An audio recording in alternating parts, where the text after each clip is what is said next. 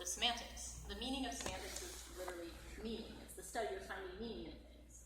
And there's multiple kinds of semantics, but it's like, when you realize that there's actually multiple kinds of studies about discovering what meaning means, it's kind of like a little bit of something that makes you think. And so this cartoon is showing that, it's just the word, and he says there's power in language, but futility in semantics. So it's like you can speak the same language as someone, but if those symbolic things representing a meaning don't mean the same thing to you, it doesn't matter. So, have you ever heard the concept that 80% of what you say is nonverbal? And that when they broke it down into numbers, 7% of what you say is based on the meaning of the word that you're using, which kind of is amazing. And so it's important to think about, like, what's the whole picture? What's the context of the environment that you're in, and the role of the person you're talking to? What about clusters of signs? Because someone crossing their arms and being angry is very different than crossing their arms and raising their shoulders because they're cold. And then also congruence is like, do the words that they're saying match the tone or their expression? So I want you guys to just take a second and kind of look at this image. Just see what you see.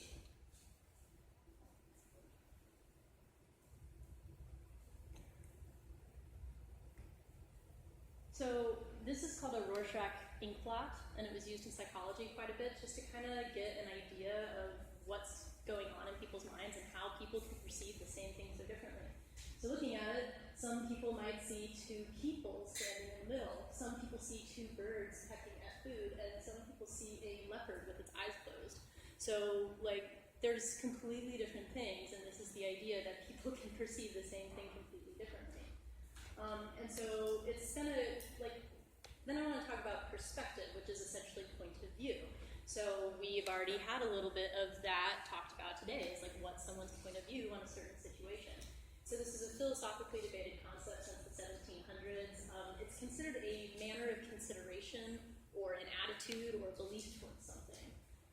And then I also want to talk about paradoxes, which I'll get to, which is essentially two conflicting ideas that can still exist at the same time and both be right, which kind of makes your stomach twist a little bit about, because it goes against everything we know, but it's still true.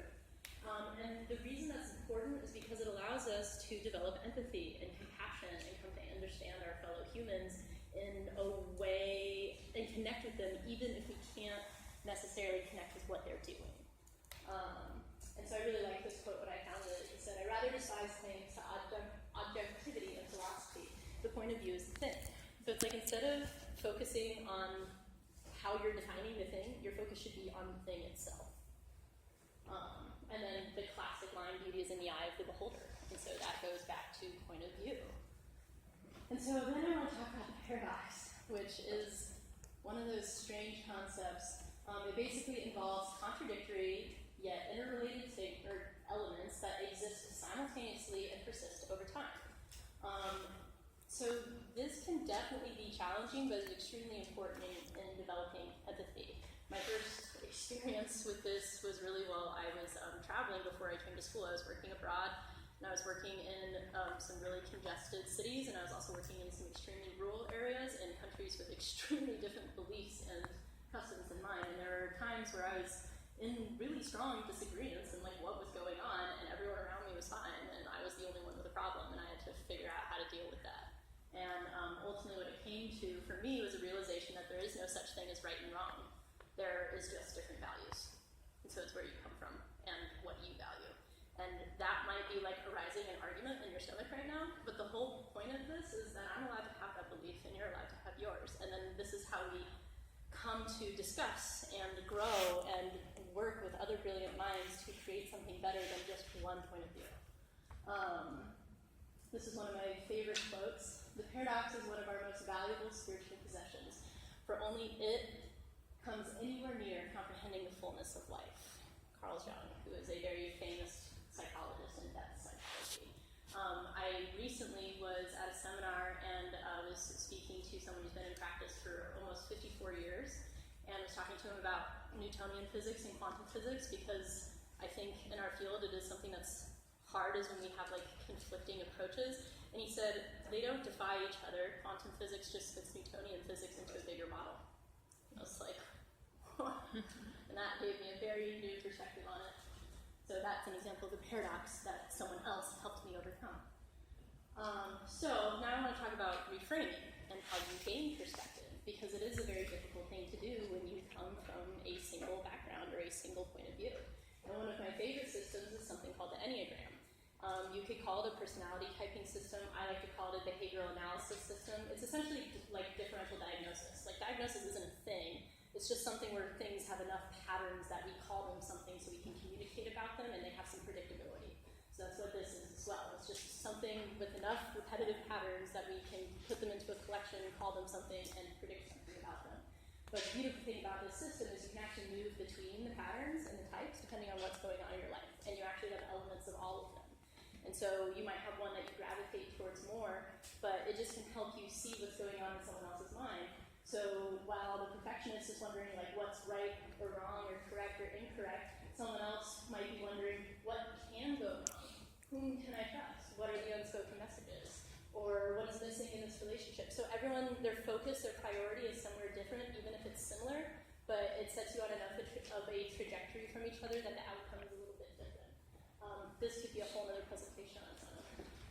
So, just a couple exercises in reframing. I think this is something that has happened to all of us at some point, and something that will happen to all of us for sure in our practice. So let's say someone was late and you're like super frustrated with that person. They're so rude to you, they disrespected you and your time.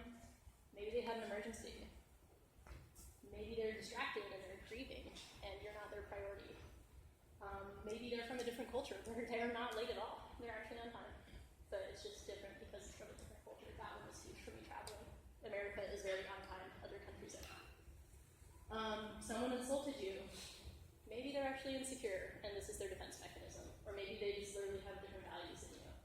Or you think someone's ignoring you. Maybe they think you're ignoring them because they don't actually feel like they're worthy of your time. You get frustrated by someone else's choices. This is going to be huge for us in practice with patients. One, can your input actually change their choices? And if not, you have to recognize what part of it is their journey and what part of it is yours. And your part might be to let go and recognize that that's not your journey. Another college quote, because he's just awesome. Everything that irritates us about others can lead us to an understanding of ourselves. I think that's huge. He talks about concepts like the shadow self, which is the part of you that your ego is so incongruent with that you're actually unaware that it's present, but it's still a part of you. So those people that irk you to like a visceral level and you can't figure out why, it's probably because you have some of those qualities. And same thing with really wonderful people where you're like, I can never be that wonderful or that great or that smart. It's probably because you have those qualities as well. So this leads me to communicating in our profession with our colleagues, with our peers, with our patients, everything. And I think compassionate awareness is the key to all of this. And so major thing to keep in mind, what's your goal? Is your goal to connect with this patient and get them into your office? Or is your goal to make them acknowledge the Rubicon definition of a subluxation? Sometimes you gotta like skip over the misunderstanding. So first read the environment and who you're talking to, and then start to reframe, meet them where they're at, what are their goals, why do they make the choices they do, what are their values, and then adapt. And this doesn't mean that you have to get rid of your boundaries, it just means that you're strong enough in yourself and your own boundaries that they can become dynamic and flexible and accommodate someone else's. And then recognize what part of this is yours and what part of it is theirs. And then this is kind of cool, it talks about the yin and yang kind of types of features, and I found so many of the yin to be in line with chiropractic. So I think our profession as a whole is really more along the yin side of communication, whereas traditional model is more along the yang side, and so it makes sense in our communication with people representing a profession that has yin qualities to talk more with a kind of pulling and compassionate type of energy. So now that we have this perspective, or this idea of perspective and being okay with other people, I just want to throw some stuff up in the air that you can chew on later. So I think all of these words can fit in that blank.